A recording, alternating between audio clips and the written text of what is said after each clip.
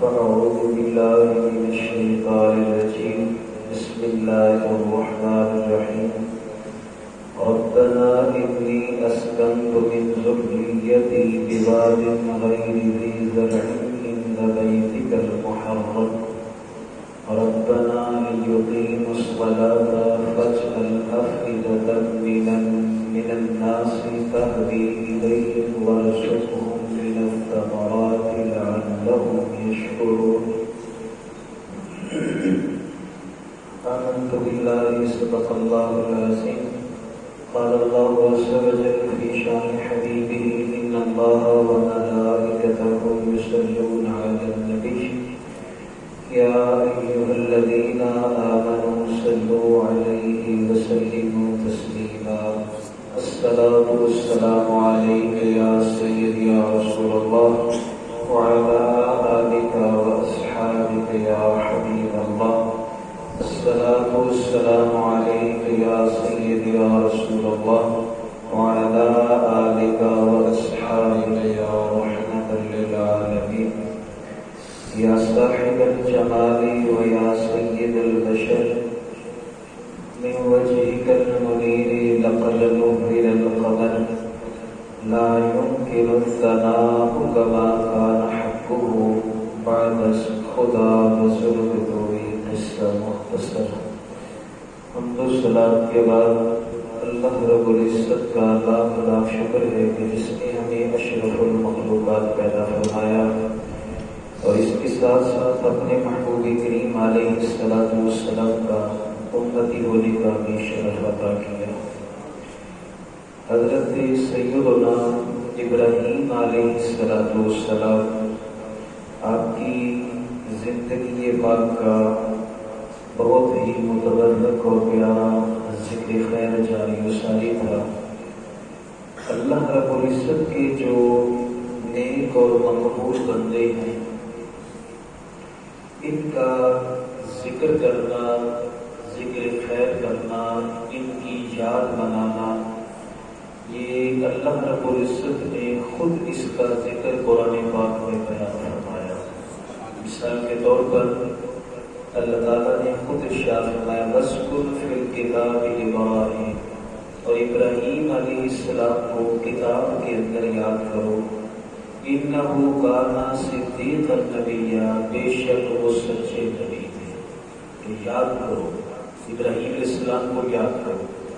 اسی طرح آگے اللہ نے ارشاد فرمایا وَاذْكُرْ فِي الْكِتَابِ مُوسَىٰ، اور موسیٰ علیہ السلام کو کتاب میں یاد کرو، اِنَّهُ كَانَ مُخْلَصًا وَكَانَ رَسُولًا نَبِيًّا، بے شک وہ چنے ہوئے اور رسول اور نبی تھے۔ تو یہ اللہ پاک کے جو مقبول اور پیارے بندے ہیں ان کا ذکر خیر کرنا، ان کی یاد کے اندر بیٹھ کر گفتگو کرنا، یہ تو خود اللہ پاک نے بیان فرمایا۔ امام اعظم ابو حنیفہ کے بارے میں امام شافعی یہ بات میں شاگرد ہوئے ہیں۔ امام شافعی جب آپ مسند تدریس میں بیٹھتے ہیں تو ارشاد فرمایا کرتے تھے ذکر النعمان، نعمان بن ثابت امام اعظم ابو حنیفہ کا نام ہے، کہا کرتے تھے ابو حنیفہ کا ذکر بار بار کرو، جس طرح کستوری کی خوشبو بار بار اچھی لگتی ہے ویسے ان کے ذکر کی بھی خوشبو بار بار اچھی لگتی ہے۔ تو یہ ابراہیم علیہ السلام یہ اللہ پاک کے خلیل ہیں، سچے نبی ہیں، اور آپ کی جو اللہ پاک کے ساتھ خلیل جو دوستی تھی اس کی نمایاں مثال پہلے نہیں ملتی جو آپ نے کر کے دکھایا۔ اللہ پاک نے جو حکم فرمایا آپ نے بغیر چون و چرا اس کے اوپر عمل کر کے دکھایا، اور کوئی بھی چیز آپ کے اور رب کے درمیان رکاوٹ نہیں بن سکی۔ بڑے سے بڑا امتحان بھی آیا نہ تو آپ نے خندہ پیشانی کے ساتھ اسے قبول کیا، جیسے کہ حضرت سارہ اور آپ کے درمیان جب وہ مصر کے بادشاہ کا واقعہ جو آپ نے سماعت کیا تھا، وہاں سے اس نے بعض روایات میں اپنی بیٹی ہاجرہ، بعض میں کہ وہ کسی اور بادشاہ کی بیٹی ہے، باس میں ہے کہ وہ بہت ہی خوبصورت کنیز تھی جن کے اوپر کبھی بھی کسی کی دسترازی نہیں ہو سکی۔ اس نے تحفے میں دی کہ چونکہ یہ بھی آپ کی طرح ہے، یہ بھی بیٹھی رب رب کرتی رہتی ہے اور کسی کی بات ہی نہیں سنتی، تو تم اس کو لے جاؤ۔ ابراہیم علیہ السلام وہاں سے لے کر بیت المقدس سے 10 کلومیٹر کے قریب فاصلے پر آپ نے وہاں پر قیام کیا۔ آج بھی وہاں پر وہ بستی موجود ہے جسے خلیل بستی کہا جاتا ہے۔ وہاں پر آ کر آپ نے پڑاؤ کر دیا۔ اب آپ کی بیوی ہیں حضرت سارہ۔ ابراہیم علیہ السلام کی عمر ہے 90 سال کے قریب، 95 سال ہوگی، 90 سال اتنا، اور اس بات کو لکھتے ہیں۔ حضرت سارہ نے ایک دن کہا، ابراہیم علیہ السلام سے عرض کی، حضور بڑی عرصے سے یہ خواہش تھی کہ اللہ تعالیٰ میری گود اولاد سے بھر دیتا، لیکن وہ تو نہیں ہو سکی، تو آپ ایسے کریں نا، یہ حاجرہ جو ہماری کنیز ہے آپ اس سے نکاح کر دیں، اگر اللہ تعالیٰ اس سے آپ کو اولاد دے دے تو بیٹا تو آپ کا ہی ہوگا، تو میں اس کو اٹھا کر اپنا جی بہلا لوں، اپنے شاہ ہونا جیسے تیری مرضی۔ حضرت حاجرہ سے نبی حضرت ابراہیم علیہ السلام نے نکاح فرما لیا۔ جب نکاح ہو گیا، سال 2 سال 3 سال کے قریب عرصہ گزرا، تفسیر فرماتی اولاد نہیں ہوئی۔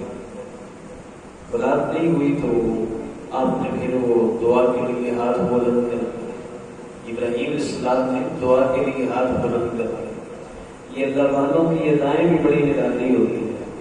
نہیں مانگا تو 90 سال تک نہیں مانگا، جب مانگا تو پھر 95 سال کی عمر میں مانگ رہی۔ رب ہب لی من الصالحین، بڑی اعلیٰ دعا ہے، اے اللہ مجھے نیک اولاد عطا فرما۔ اس وقت لوگ اولاد کے لیے دعائیں بڑی کرتے ہیں، اللہ نیک بھی کر کرو، کہ اگر یہ نیک والا مسئلہ نہ ہو تو پھر انسان کی زندگی جیتے جی دوزخ بن جاتی ہے۔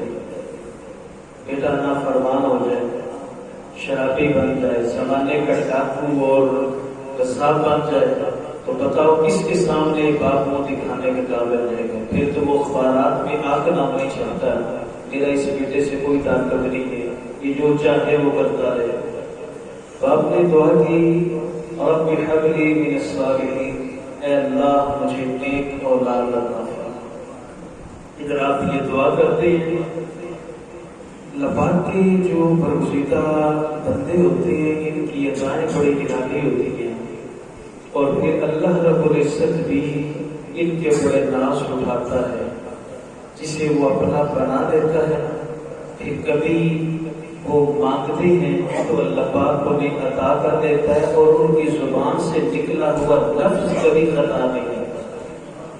پاک پتن کی کلندر ہے نا، بابا فرید الدین مسعود جنجی شکر رحمۃ اللہ تعالیٰ علیہ، جب قطب الدین بختیار کاکی سے ولایت لے کر اور سب سلوک طے کر کے جب واپس پلٹ رہے تھے تو رستے میں 12 سال کے قریب عرصہ ہو گیا تھا، آنکھ نہیں لگی تھی، اتنے سلوک طے کیے تھے، رات دن عبادت ہو رہا تھا، آنکھ لگ گئی۔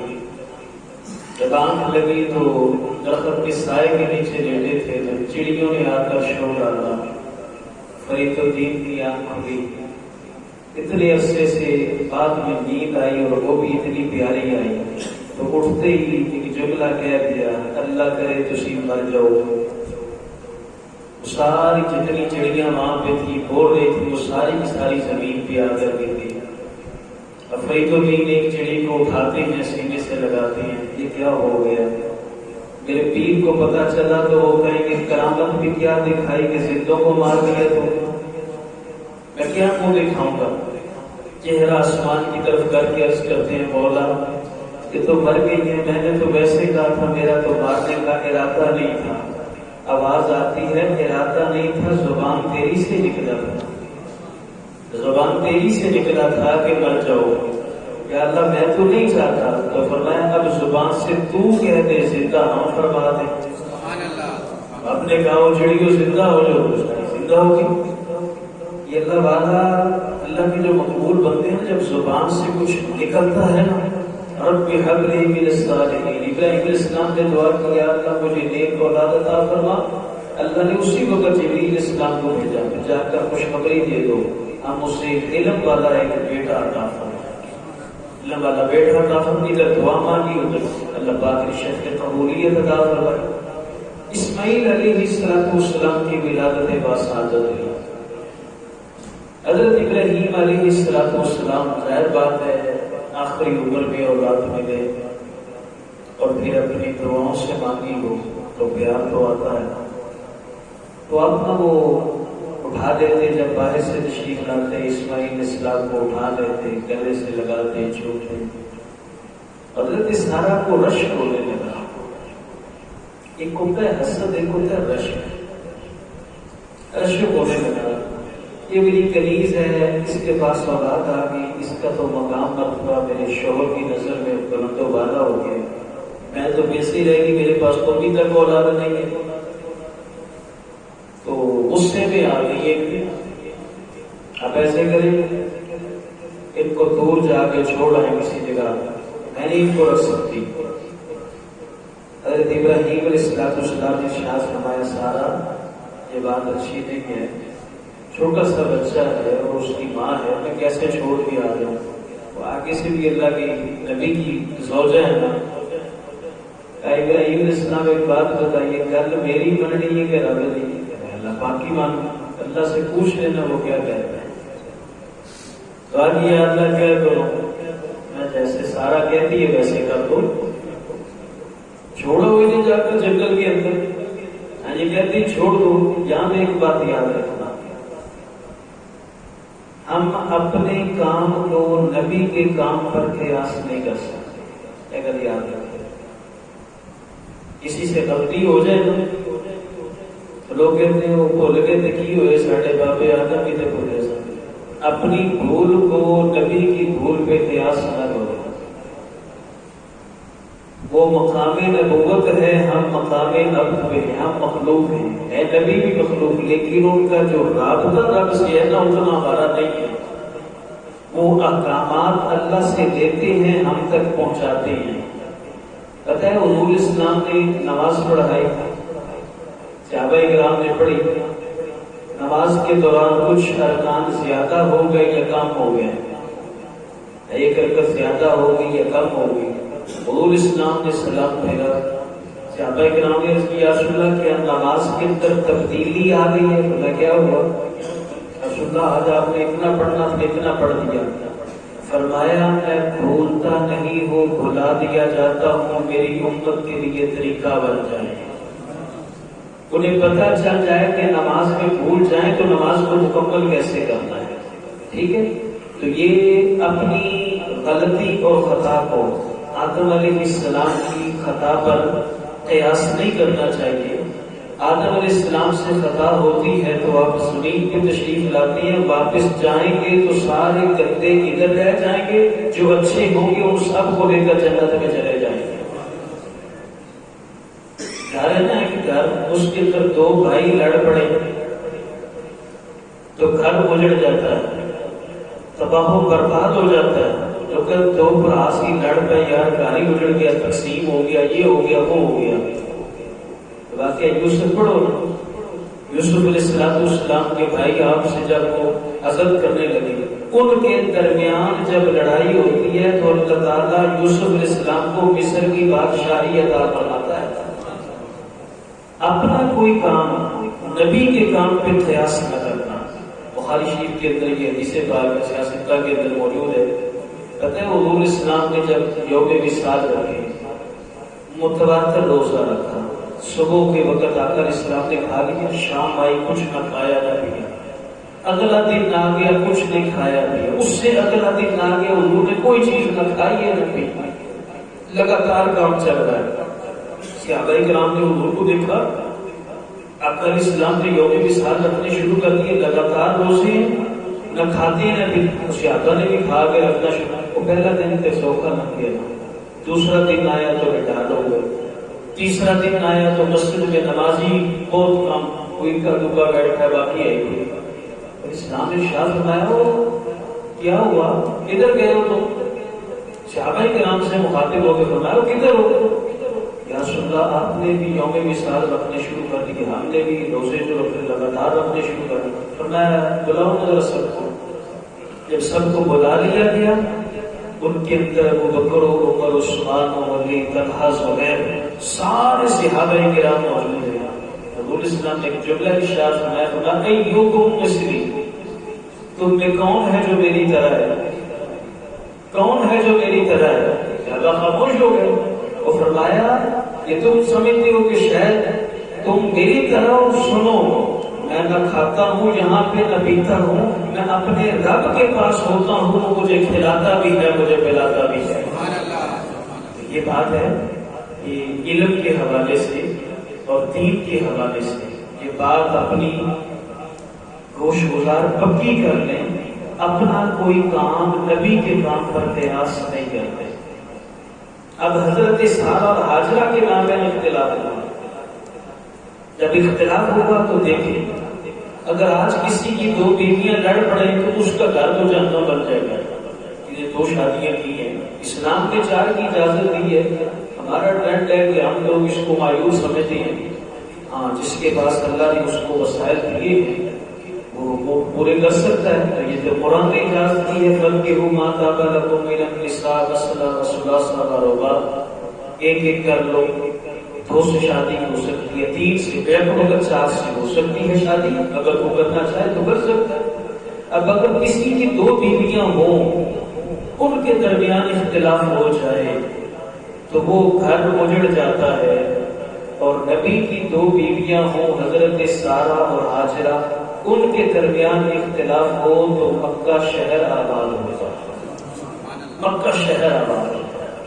تو یہ ایک روایت میں ملتا ہے کہ وہ حضرت سارہ چونکہ وہ اولاد نہیں تھی تو حضرت ہاجرہ کے پاس ابراہیم اسماعیل علیہ السلام کی ولادت ہوئی۔ ظاہر بات ہے وہ رشک کے اندر کا ایک دن غصے میں آ گیا، آپس میں ہوگی طلب کلامی گھر کے اندر ہو جاتی ہے، کہا آج تو تیرا میں کان بھی زخمی کر دوں گی، اتار دوں گی، چھری سے کاٹ دوں گی، تیرا ناک بھی کاٹ دوں گی۔ شان ہوگی کہ یہ کیا مسئلہ بن گیا۔ ابراہیم علیہ السلام تشریف لاتے ہیں، سارا چھری دیر ہو رہی ہوگی، میں تجھے کیا ہوا؟ اج نے لگنا لڑائی کی تھی، اج کا نک بھی کٹ دینا تو کان بھی کٹ دینا۔ ابراہیم علیہ السلام شاہ فرمایا یہ کیا کر رہی ہو؟ اسلام کے اندر اس کی اجازت تو نہیں ہے۔ جب یہ بات ہوئی تو حضرت سارہ نے کہا کہ وہ مجھ سے پھر غلطی ہوگی، میں تو قسم چکی، اب میں نے قسم اٹھائی ہے یہ چیز جائز نہیں، اب میں کیا کروں؟ اللہ کے نبی ابراہیم علیہ السلام شاہ فرماتے ہیں ایسے کرو، سوئی لو، یہ کان کے نچلے حصے میں سوراخ چھوٹا سا کر دو اور ناک میں کر دو، تمہاری قسم بھی پوری ہو جائے گی، گناہ سے بھی بچ جاؤ گے۔ اب یہ جب سوراخ حضرت ہاجرہ کو کان کے اندر ہوا نا، ادھر ناک میں ہوا، تو حضرت ہاجرہ روتی ہیں اور اب کی بارگاہ میں عرض کرتی یا اللہ یہ تو مجھے عیب لگ گیا، نہ ادھر بھی سوراخ ہو گیا ادھر بھی ہو گیا۔ فرمایا ہاجرہ تو میرے نبی کی دادی ہے، تیرے حسن کو ہم اور زیادہ دوبارہ کریں گے۔ وہ کیسے دوبارہ کریں گے؟ میرے پیارے ابراہیم سے کہ تجھے زیور بنوا کے دے، تم ناک میں بھی زیور ڈالنا، کان میں بھی زیور ڈالنا۔ یہ اس وقت سے یہ عورتوں کے اندر یہ چلا آیا ہے۔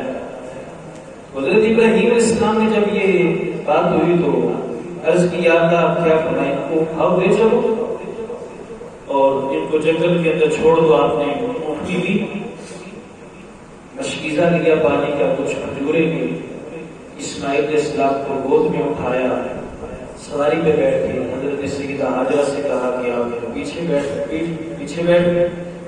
اور جب سواری چلنے لگی تو اللہ کے نبی ابراہیم علیہ السلام عرض کرتے ہیں یا اللہ میں جا تو رہا ہوں تو مجھے بھی پتہ نہیں کہ میں نے چھوڑنا کہاں پہ ہے۔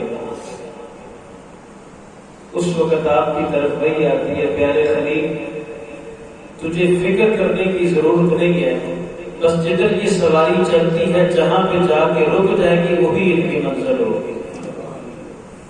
پہاڑ گزرے، جنگل آ گئے، پہاڑ گزرے، چلتے چلتے چٹیل میدان صحرا مکہ شریف خانہ کعبہ شریف کے قریب، وہاں پر اس وقت کوئی خانہ کعبہ شریف نہیں تھا۔ آدم علیہ السلام نے تعمیر کیا، پھر طوفان نوح میں اس کو اٹھا لیا گیا تھا، اس وقت وہاں پر کچھ بھی نہیں تھا۔ یہ رات ابراہیم علیہ السلام نے تعمیر کیا، تو وہاں پر صحرا کے اندر پہنچے، ابراہیم علیہ السلام پیچھے اترے، تشکیزہ دیا، کھجوریں دی، اسماعیل علیہ السلام کی والدہ کے حوالے کیا۔ اب یہ چل پڑتے ہیں، ابراہیم علیہ السلام وہاں سے واپس ہو لیے۔ جب آپ واپس ہو لیے نا تو حضرت حاجرہ نے نا آپ کے رستہ روکا، آگے آگے فرمایا کہ کیا بات ہے، کچھ غلطی ہوئی ہے تو میں معافی چاہتی ہوں، اب مجھے اس طرح کیوں چھوڑ کے جا رہے ہیں؟ آپ نے جواب کوئی نہیں دیا۔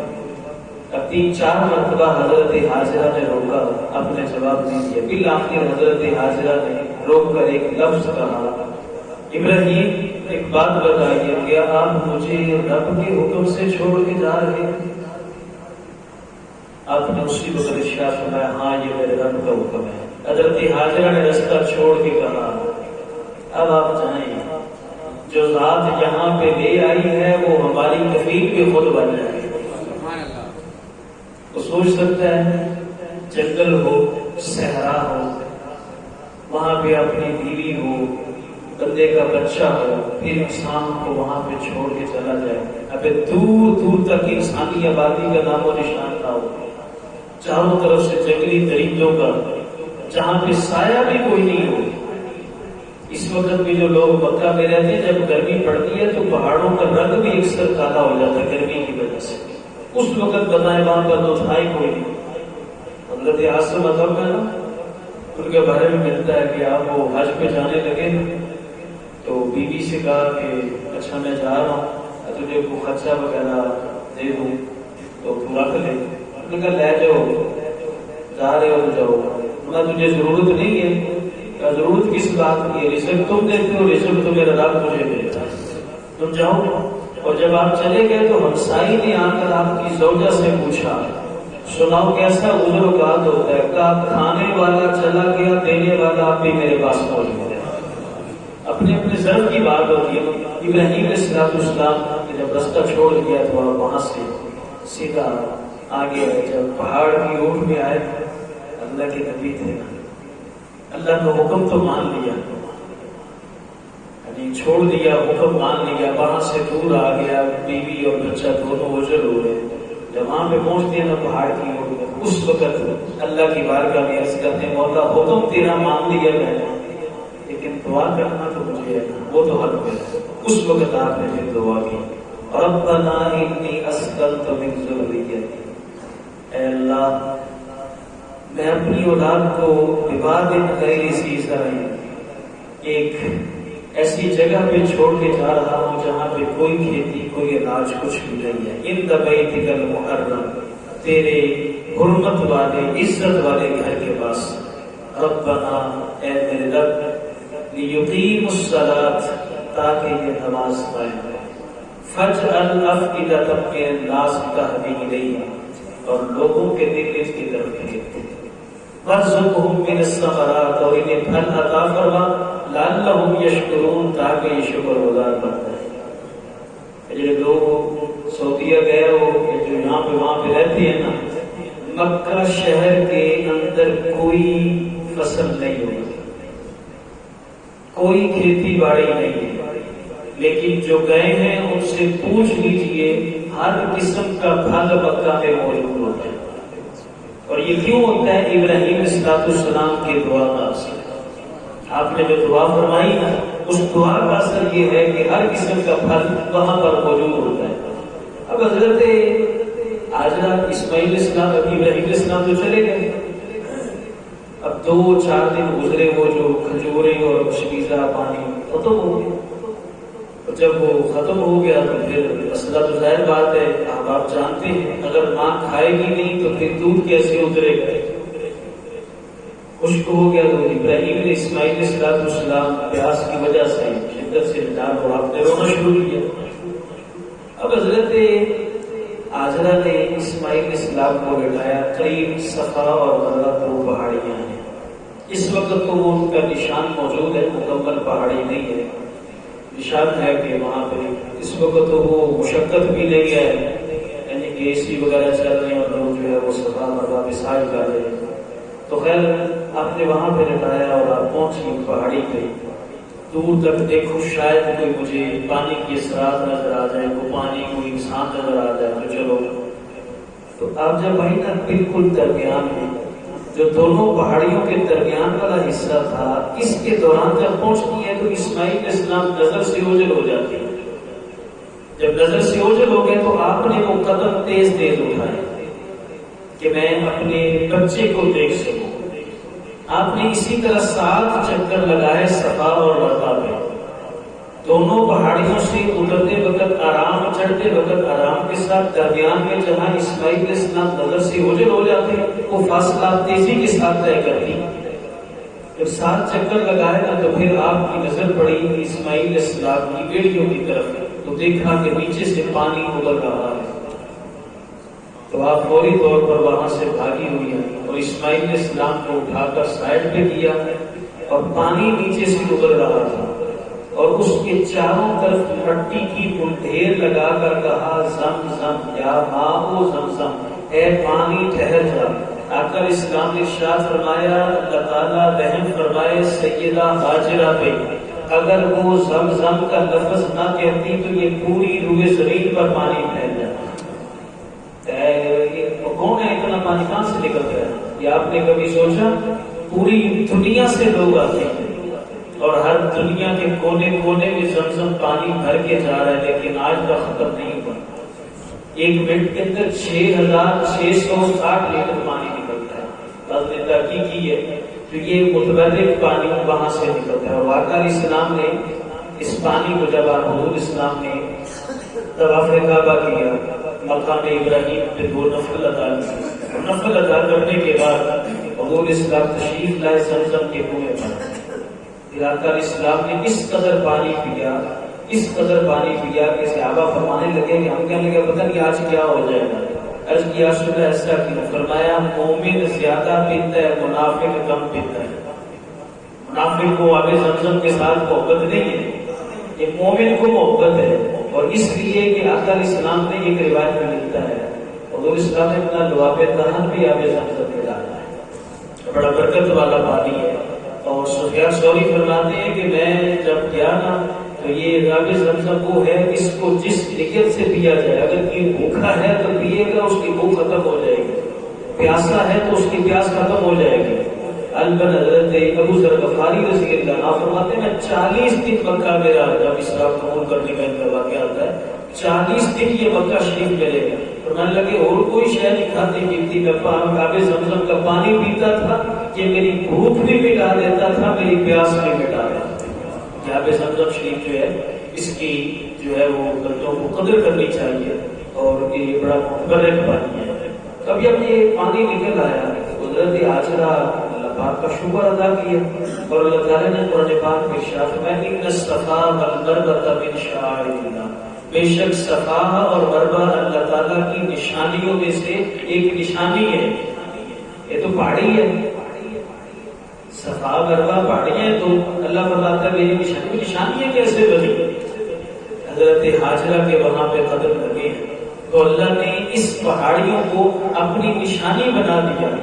اب قیامت تک دیکھیں نا حضرت ہاجرہ تو وہ وہاں پہ آپ نے تو چکر لگائے تھے کہ پانی مل جائے، اب قیامت تک جو حاجی یا عمرہ کرنے کے لیے جو جائے گا حاجی، اتنی دیر تک اس کا عمرہ قبول نہیں ہوگا، حج قبول نہیں ہوگا جب تک صفا اور مروہ پہ سعی نہیں کرے گا۔ یہ ہے اللہ پاک اپنے پیاروں کے ساتھ یہ معاملات فرماتا ہے، اور جہاں پہ ان کے قدم لگ جائیں اور جو ان کی زبان سے کلمات نکلتے ہیں، مجدد الفسانی ہے نا، آپ بیٹھے ہوئے ہیں تو آپ کے دونوں صاحبزادے استاد محترم کے پاس پڑھ رہے تھے، تو آپ آئے تو اور کے ساتھ نا ان کی پیشانی کو دیکھنے لگے۔ ایسی کسی نے دیکھیے تو منہ دیکھنے لگے بس سونا کہ نہیں ایٹوپی شوپی چنگی لائی سے کیا دیکھ کے لباس بڑا خوبصورت ہے، جرسی چنگی امپورٹڈ پائی، ہم یہی دیکھیں گے جوتا دیکھیں گے، اللہ تعالیٰ جب دیکھتے ہیں تو وہ لباس نہیں دیکھتے، وہ یہ دیکھتے ہیں۔ جب وہ چھوٹی ہوگی تو صاحبزادے مجدد جو کسانے جو بڑھا کے بیٹھ گئے، آپ بھی اسی طرح دیکھ رہے تھے، استاد کا وہ بٹر گیا، بچیاں آ کے عرض کی تھی ابو جی کی وہ خیر ہے، آج آپ ہمارے استاد کو بڑے غور سے دیکھ رہے تھے۔ پترو تھے استاد کو تکیا قابل بڑا بےنتی بڑا پر لوح محفوظ سے نظر ماری ہے دوستی، یہ ہے دوستی۔ پھر آپ کیا کریں؟ میں کیا کروں، لوح محفوظ پہ لکھا ہے۔ تو کہا پھر آپ مجدد انفصالی ہیں نا، اللہ نے مقام ولایت عطا فرمائی ہے نا، تو ویچ کرو نا ساڑھے استاد کو جنتی بناؤ نا۔ بیٹا جب لوح محفوظ پہ لکھا ہے تو میں کیسے بنا سکتا ہوں؟ تو فرمایا پھر آپ اللہ کے ولی ہیں نا، مانگی اللہ عطا کرے گا۔ کل سبق کہاں پڑھیں گے کہ استاد جنتی بن گیا؟